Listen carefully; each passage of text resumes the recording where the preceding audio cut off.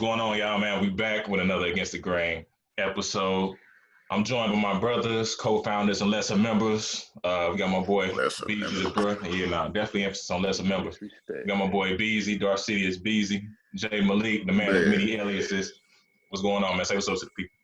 Yeah, I got a couple new aliases coming out soon, you know what I'm saying? I ain't ready for it yet. I also want to make a note that anybody who had a problem with eating my Wingstop last episode, you know what I'm saying? I don't appreciate that, you know what I'm saying? Mind your business. Mind your business. He was eating Arby's, y'all. Hey, he a brother who's Arby's, man. Hey, attack him in the comments for real. I hear with the roast beef sandwich. No, facts. Got my boy Will to the left, the Fable, the man of 1,000, Will Chamberlain. Y'all don't need to know why he called all that, though. You know what I'm saying? But go ahead and tell me what's going on. You know what it is. The one and only Willie Beeman. Back again. ATG. For sure. And last but certainly least, got my boy Nick P. Peebles, the GOAT. My man in the toilet right now, letting him go. We might go ahead and get it cracking, man. Say what's up to the people, bro. What's up, people? This is the one and only, the CEO, the head chief marketing director, the one that put all this together. All right, back to you. Cool, just bro. cut his video in the middle of it. Just cut his video. Because you know, sometimes my daughter might watch it. You know what I'm saying? She only see her daddy cursing. Fair enough. But she wanted to see you lying. We jumping back. Men, hey, I promise you, it'll be black men turn other black men down sometimes. Boy, crazy. You're so virtuous right now, man. Right. Anyway, all right, man, we got another great episode, man, on the way, man. I'm excited about this particular topic. We've seen the tweets, we've seen, the correspondence kind of that correlate with, the possibility of D1 athletes taking their talents to HBCUs. You know what I'm saying? They could shift the whole paradigm. I think it's definitely a topic that's worth exploring. We can also shift the narrative to talking about, Black dominance across a number of spheres and spectrums, whether it be entertainment, sports, music, things of that. And my brother Nick, in our preliminary meeting was talking about, how some of these ideas have already been, brought up, with the emphasis on LeVar Ball, the Big Baller brand, and his, Developmental League that he was, talking about ushering in, and then how, the G League kind of took his format and kind of initiated it. So we'll kind of talk about, various things and tackle things from a wide spectrum of topics and viewpoints. But, I'll shift the bar over to Beezy. I think he had a, great stat to kind of kick us off and put us in the right direction. So go ahead. Yeah, so we're talking about D1 programs, D1 athletes, right? So the top HBCU in the D1 format is Prairie View A&M when it comes to revenue, and they generate about $18 million per year. If you compare that to the number one, that's ranked 149th of all D1 programs. So number one is Texas, and they're banking over $200 million in revenue per year. So I beg the question to Nick. We'll start with Nick. When it comes to that sacrifice you have to make as an athlete, what kind of responsibility could you, put on an 18-year-old to take that leap to say, I'm going to go to Prairie View A&M versus going to Texas or Duke or Michigan or Ohio State? Like, how do you even format that situation? I mean, so I'm going to be honest with you. I believe that it's going to take a lot. It's going to take a lot of courage from these top athletes to go to a HBCU, given the fact they're going to be the trailblazers that's going to begin to change the narrative for the HBCUs, in which, like you said, if you look at a Prairie View versus University of Texas, the budget is not anywhere near the same. So therefore, the amount of resources that they're going to have at a HBCU compared to a PWI is not even going to come close, right? So it's going to be a big ask from these, student athletes to go ahead and go to a HBCU. I believe long term, that is the proper answer. Short term is going to be a big sacrifice, and they're going to have to be willing to endure that sacrifice coming from a lack of resources. The facility is not going to be what it would be at the PWI, and then also the competition. The competition is not going to be there. So you're going to have a collective group of top talent to all decide to go to a HBCU at the same time. And when I say a group, I'm talking about you need at least 50 or 60 of these top athletes to turn around, even if they decide to just focus in on one division, right? Like one what division is Prairie View in? Does anybody know? It's SWAC, ain't it? SWAC. Okay. So that may even look like, 40 guys decide, hey, look, we're all going to go to SWAC. And we're going to build SWAC up first. Then after we get SWAC up, then you're going to have the next group of guys decide that they want to go to whatever the other division is. And then you build it up that way instead of having a group of guys just turn around and go to all the HBCUs in the country. Build up that particular league or that division first. And then from there, you move on to the next one. And I believe that's how you're gonna attract these HBCU students. I definitely agree with the whole premise of going to HBCU, but I feel like it's gonna take a lot. And it's going something to happen. It's not gonna happen like within the next couple years, 3, 4, 5 years. It's gonna have to be a span of maybe 10 years down the line. Like these D1 athletes going to these HBCUs, it's gonna take 1 or 2 here and there as they trickle in, following the trend. Because I don't necessarily see a large group within the next 1 to 2 years all going to a HBCU. And I feel like with a lot of them, it's going to have a lot more to do with upbringing. Is like, because a lot of these students, a lot of these kids, they're, maybe first generation, college athletes. They don't know a whole lot about college. And all they see is the colleges that they saw on TV and watched. And so they, what I'm saying, this is a dream. So like we're asking them to sacrifice, a 17, 18-year-old to sacrifice a dream that they've had for years since they were kids. And like I think the number 1 recruit right now, Mikey Williams, was saying it wouldn't be that bad to go to HBCU. And that goes back to upbringing. His mother played softball for HBCU Hampton. So I'm sure that's something that she, conversations and ideas that she had with him, his entire upbringing. So it's going to take more situations like that, I feel like, to start getting these students into HBCUs. For sure. The piggyback off that, that's an excellent point. It's going to start in the household. I mean, we obviously know, as Nick said, and as you said, it's a marathon, not a sprint. It needs to be a collective measure with top recruits so they can get the notoriety from the ESPNs, from the Fox Sports, from these, major cable conglomerates, in order to kind of push that media incentive so they can get additional revenue from their TV stream. But the only way you can get to that point is that you can't expect a 17 or 18-year-old to have that wherewithal to kind of turn down essentially all of this money, because we know, I mean, in layman's terms, they getting recruited and it's based off money. They're going to get stuff under the table, especially top recruits. I think Zion is being reported right now for getting, unconventional, gifts and things like that while he was at Duke. So you got to kind of combat, the recruiting tactics that, these powerhouses have. I think the pay disparity between A&M and Texas was $180 million. Significant. So you kind of got to combat those issues, but it has to be an intentional effort that starts in their household. So Mikey Williams' mom, being from an HBCU, can instill that confidence and reassurance that going to this place is not a detriment to you. Oftentimes we look at money as a sole factor of the benefit that you can get out of a person and out of a relationship. But I'm sure that Mike's mom has instilled those factors that she got a sense of culture, pride, being the majority, and she had a great education and, had a great time playing, softball at Hampton.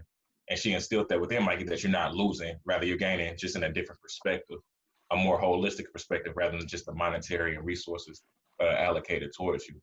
And you have to make it cool, to do that. Like once Mikey does it and then he has some more recruits come, I think I said this point previously, it's like if you had the Fab Five type of class come out and go to a HBCU, imagine the type of notoriety that you would get and it would get embraced. So the shaved heads, the baggy clothes, the black socks, everything that was kind of shunned in Michigan and made them seem thuggish, the hip hop music and things like that will be embraced in a culturally sensitive environment that can cultivate that space and pride at a HBCU.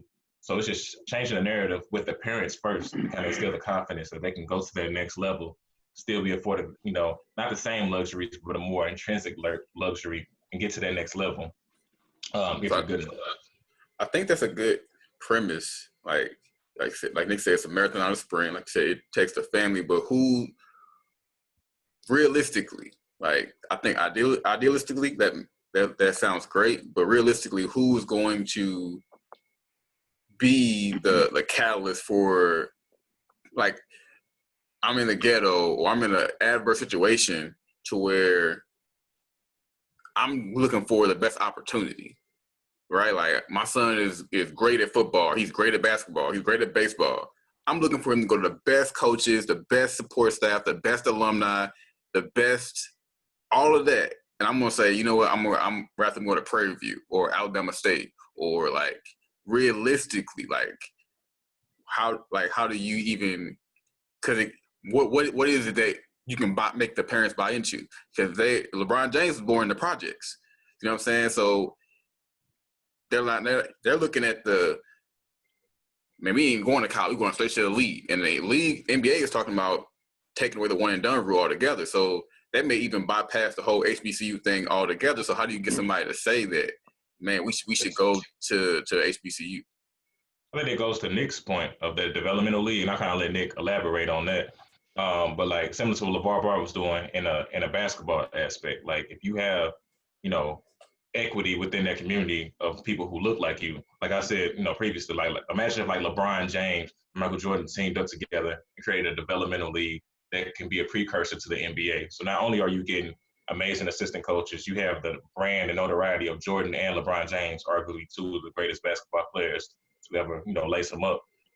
And they're providing you resources, camps, developmental leagues, even financial literacy, everything that can kind of build you into an ideal, NBA player if you are that prospect. And that's similar to what LeVar Ball was trying to do on a lesser extent. But we have to invest in ourselves and really have a firm intentionality as far as like going towards that collective goal.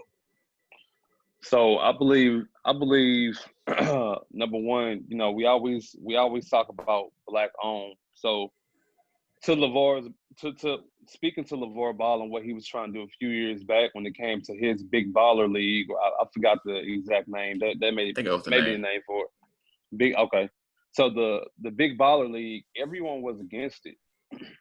So from the NBA to your PWIs to even your Black athletes who was speaking against this Black-owned league, and now the NBA, which is white-owned, turns around and comes out and say, hey, we have this G League and we're going to pay you $500,000 to go to this G League and bypass college. And everybody's like, yo, this is such a great fucking idea. But yet when the Black man wanted to do it, no one wanted to support him. So I think, number one, it's important that whenever we say Black owned, we don't just go for Black owned, but we need to be able to verbally explain the true benefit of it being Black owned. Right? And Drake, and to your point, I don't even think that it's going to be an HBCU versus PWI thing. I think it's going to be a college versus the G League thing here in the next couple years. So now I believe instead of trying to have these top recruits go to HBCUs, how can we develop our own basketball league? Do we need to turn around and holler at LeVar Ball and pair LeVar Ball up with a LeBron James and with a Michael Jordan, and now really pull our resources in? Because there's no way that we have an NBA that's been 70% Black for over 25 years, and yet we still don't know how to conduct and form a league. Even if you turn around and go look at Ice Cube with 3-on-3, right? He started his own league. So imagine if all these individuals with all these unlimited amount of resources came together to form their own league, and now you can turn around and you can develop maybe like, if you're not recruited to go to a G League, right, but you're still a great basketball player. Dre, you played in high school. Beezy, you played in high school. Y'all seen a lot of great talent. Y'all played against a lot of good competition, right? Imagine if those skill sets could have been fostered and developed. So I believe what we need to begin doing is look at the trends. But we know that they're going to get away with the one and done rule. So we shouldn't even really focus in on how can we build up the HBCU program from a basketball standpoint, from a sports standpoint. How can we turn around and get a developmental league that's going to support these Black athletes? Maybe if they come out of HBCUs, right? So maybe if you, I want to pose a quick question here, because I think I got one too. A nice alternative we might be sliding into is, you know, if you look back in when it comes to like baseball and the history of baseball and the color line, when there was the Negro League, you had way more Black people playing baseball than you do now. It's kind of ironic. But what if the Developmental League wasn't a developmental league? What if it was just a league on its own? Like, what if it was just an alternative, like the what's CFL? A3? Like the CFL has their own league. They're not necessarily saying, "Oh, we're development for the NFL," but it's like it's a pro league. You know what I mean? Like, so maybe the alternative is saying, let's just create another pro league. If you look at something like, not saying to this level, but like what And1 did. Not saying And1's Black owned, but like the talent level made the games watchable. It made the culture of it watchable. So I feel like maybe a not semi-pro, but you know what I'm saying, that's a lower tier than the NBA to build in, like kind of like the ABA was to the NBA before they kind of joined forces. But like, what do y'all think about like something like that? Real quick, and then I kind of turn it over to Will at that. But I feel like the easiest path to do that is basketball, and it's like we do have notoriety and public figures and things like that. And with basketball, like you can go 18 and straight into the league. We've seen it with KG. We've seen it with Kobe Bryant. He went at 17. He had to have his parents sign off on that. So the path to that would be a lot easier simply because you can go straight from high school to that path. Where it's much more difficult, and even it's more of a economic boom, is college football. That's the way more difficult avenue to kind of pinpoint what direction to go into. So I would pose the question to the panel, but specifically Will. It's just like speaking to like football and that aspect, because basketball, I like we could see a trajectory of where that goes, whether it's a developmental league, whether we have a nurturing thing, or we just eliminate the whole path of resistance with the NCAA or HBCUs and go straight to the league. But as far as football, I think you have to be 22 or you have to be in your junior 21, year. 21. Yeah, so you have to be 21 in order to get there. So let's say you're fresh out of high school, you're not rocking with none of that. What do you do for 3 years to that point? And they created that pipeline, a seamless pipeline with NCAA because it's a money grab. In order to do that, how do we take our power back in that regard? I feel like with football, that's going to be a lot more difficult because it goes back to those resources. So football is a lot more physical sport. So you needing those resources it's going to be a lot more detrimental if you have, you have more coaches in football. You have more, like with basketball, you just need, for the most part, your head coach, a ball, and a court. You can get up shots all day. But with football, you got weights, you got receiver coaches, D-line coaches, quarterback coaches, all different type of coaches that you need. And like with that, you're going to have less resources. So it's going to be a lot more detrimental. So football is going to be a lot harder to do. I think that's going to be something we have to do. We're not going to be able to do NBA and football at the same time. We're going to have to build one up and then allocate maybe some of those resources that we build up from NBA or, basketball to football. But I feel like football is going to be something that comes later after basketball. I think football is almost virtually impossible. I think for football, instead of trying to change where the players are pipelined, I would like to see just a different structure of. We are seeing an influx in like Black coaches, but like seeing Black people have a higher, like roles versus like just being players. Because that's kind of where football is stuck at right now. It's like the players have a voice.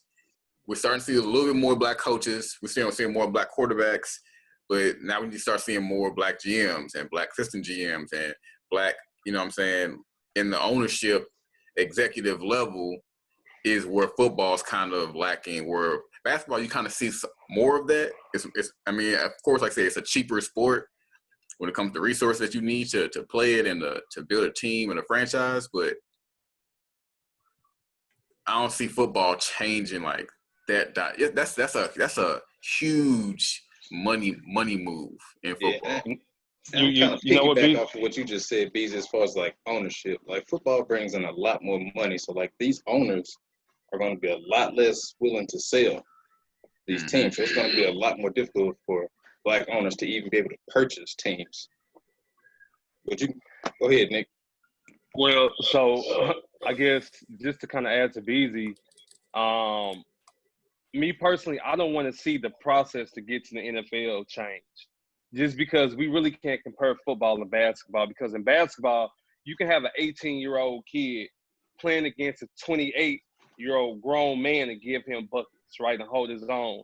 In football, given the fact that the sport is a lot more physical, you don't want to see a little 18-year-old teenager go up against a grown man. Age 28, 29, 30. Yeah. It's a wrap. It's a wrap, right? Because, I mean, we already see grown men getting injured, right? Like career-ending injuries from other grown men. So imagine what this is going to look like for an 18-year-old and 19-year-old to step on the field with a grown man that's been doing this, right? So BZ, I do agree. I do not want to see the process change, but I will like to see more minorities in position, in the head coaching positions. When it comes to the NFL, in GM positions, trying to get ownership. I know Diddy was trying to buy the Panthers last year when they was for sale. You know what I'm saying? So I want to begin to see more of that type of movement, but I do not want to see these kids playing against grown men too early. Real quick, and I agree with everything that everyone said. I want to see Black commissioners. There's no way we dominating these sports and we not at the very top making these decisions. If we not the commissioner, we need to be right next to them, implementing everything type of policies and hearing our voice. There's no reason that we're the cash cows for all of these industries, and it branches out for everything. Think about the fashion industry. You know, we're the catalytic agent for anything that's fashion or fashionable. We make things trendy. However, you look at these designers, we wearing everybody else's designers and designer stuff. I was looking at an interview with Master P. He was talking about rap snacks and rap noodles. And it sounds kind of stupid, right? But he was like, I'm trying to push this out, and I'm getting more pushback from my people. But they go buy this ramen, you know what I'm saying? They do all this other stuff to him. He said, I'm just trying to, service my people from a Black, standpoint. You know what I'm saying? Same thing with the hair industry. You know what I'm saying? Like, how many Black women buy weave and wigs and things like that? We outsourcing our products. So we putting our money in every other industry, even rap. You know what I'm saying? Like a lot of rappers, a lot of producers, a lot of this, but we don't own anything. The only thing I can think of is Rock Nation and maybe Bad Boy. And I think Bad Boy is tied to something else. But I know Rock Nation is, stands within its own. So it's an intentionality with the entertainment aspect, with everything else, as well as, athletics. Like we have to be immersed within ourselves and be intentional as far as focusing our efforts to spend with our community, to go to our community, and even those athletic programs to build within, whether it's a developmental league or HBCU. We got to take a step back to take two forward, meaning like they already have that 300, 400 year head start. We're not going to have an equitable process regardless of what we're doing. However, we have to be intentional on how we focus our time, resources, and money in order to start building a trail. Otherwise, we're going to keep doing the same things over and over and then cry about, well, we don't have representation. That's because we're not being, intentional about it, or we're not, allocating our resources towards those persons in positions of power in order to, have a seat at the table, if you will. I'm gonna piggyback off that, but we'll have something first, though. This was kind of going back to what you said about getting in as far as commissioners. As far as like the NFL, every owner is white, and the owners are who appoint the commissioner.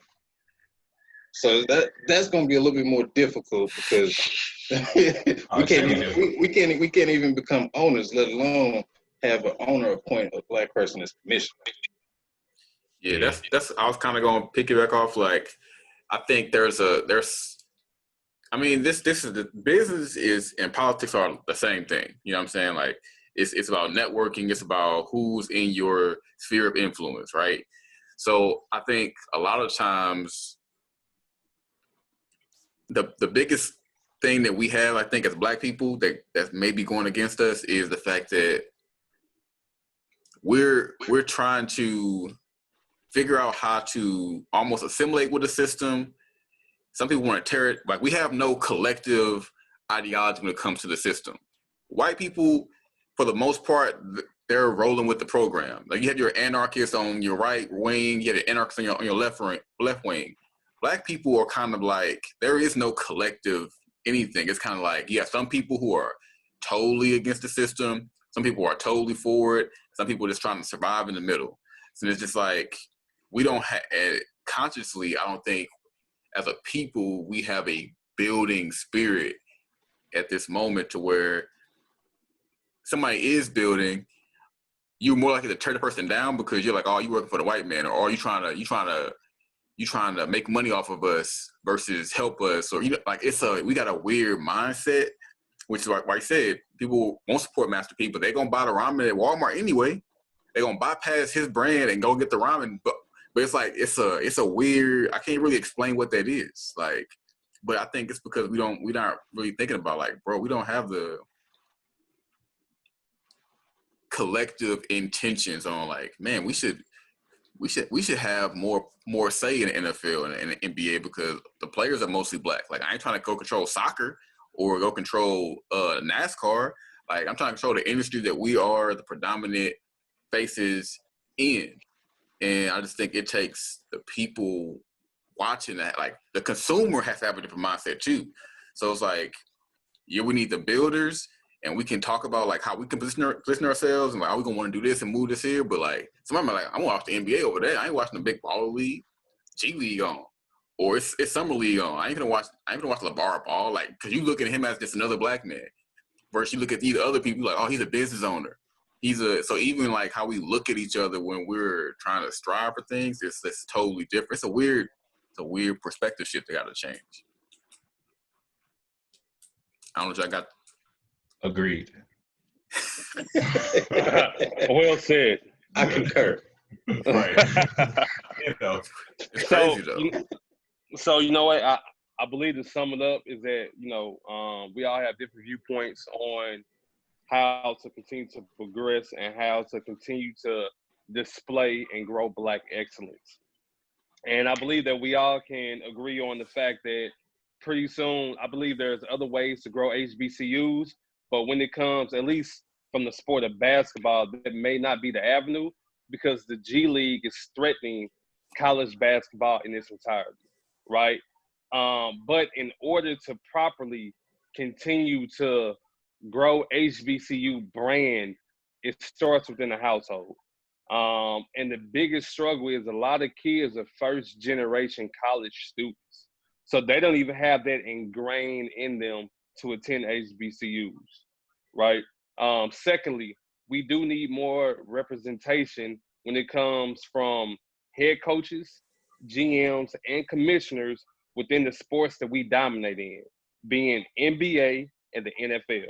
We have to have that. And that's something that we cannot compromise on. And I believe that now is the time to really push that needle forward, given everything going on within society. So now it's the time to push for those Black head coaches. Now it's the time to push to see more GMs. Now it's the time to get the sorry-ass commissioner up out the NFL and get a better commissioner up in the NFL. And I'm just being real with y'all. I'm not a fan of it. It is what it is, right? So I believe that's what we all are kind of at when it comes to ATG. Please follow us on all our social media handles. IG, Against the Grain, ATG Pod 3 on IG, Against the Grain on Twitter, as well as Against the Grain on Facebook. Continue to be with us, support us, share us, and we out.